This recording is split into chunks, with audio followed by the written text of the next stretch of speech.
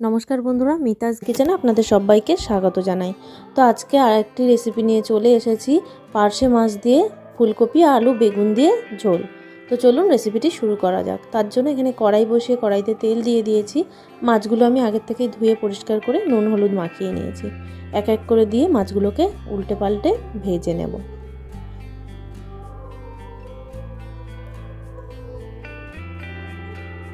একটা সাইড হয়ে গেলে অপর সাইডটা আবারও উল্টে দেব।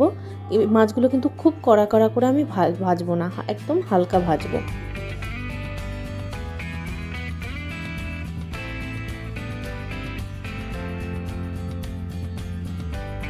দু পিঠ এইভাবে হালকা ভাজা হয়ে গেলে মাছগুলোকে তুলে নেব। আর যে মাছগুলো রয়েছে সেগুলো একইভাবে সব ভেজে নেব।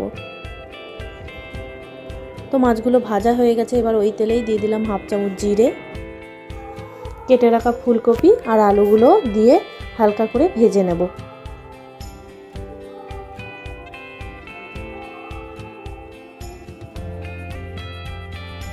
একটু নেড়ে চেড়ে একটা ঢাকনা দিয়ে ঢাকা দিয়ে দিলাম। দেখুন অনেকটা নরম হয়ে গেছে ফুলকপিগুলো। আবারও একটু নেড়ে দেব। तो फुलकपिगुलो এইভাবে ঠিক ভাজা হয়ে গেলে একে একে মশলা দিয়ে দেব। জিরে বাটা, কাঁচা লঙ্কা বাটা, নুন, পরিমাণ মতন হলুদ আর দিয়ে দেব টমেটো পিউরি আর সামান্য জল দিয়ে মশলাটাকে ভালো করে কিন্তু কষে নেব। তো আপনারা অবশ্যই বাড়িতে একবার এইভাবে ট্রাই করে দেখবেন, খুবই ভালো লাগে এটা গরম ভাতের সাথে খেতে। মশলাটা কষানো হয়ে গেলে একটা বেগুন কেটে রেখেছিলাম, বেগুনটা দিয়ে দিলাম। দিয়ে আবারও ভালো করে মিশিয়ে নেব। তো বেগুনটা দিয়ে একটু নেড়ে চেড়ে দিয়ে দেব পরিমাণ মতন জল। জলটা দিয়ে ভালো করে মিশিয়ে নিচ্ছি।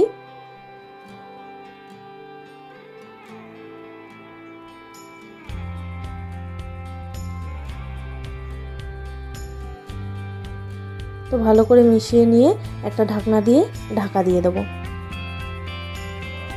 তো দেখুন ভালোভাবে ফুটে গেছে, আলুগুলোও কিন্তু অনেকটাই সিদ্ধ হয়ে গেছে। এরপর ভেজে রাখা মাছগুলো একে একে দিয়ে দেব। মাছগুলো সব দিয়ে দিলাম। এবার খুন্তির সাহায্যে মাছগুলো একটু নেড়ে দেব আর একটু ফুটতে দেব। শীতের ফুলকপি আর পার্শে মাছের ঝোল খেতে কিন্তু দুর্দান্ত লাগে।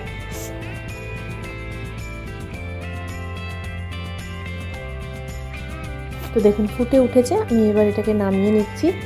আজকে রেসিপিটি ভালো লাগলে একটা লাইক দিয়ে কমেন্ট করে জানাবেন, বন্ধুদের কাছে শেয়ার করবেন আর যারা নতুন দেখছেন চ্যানেলটি সাবস্ক্রাইব করে পাশে থাকবেন।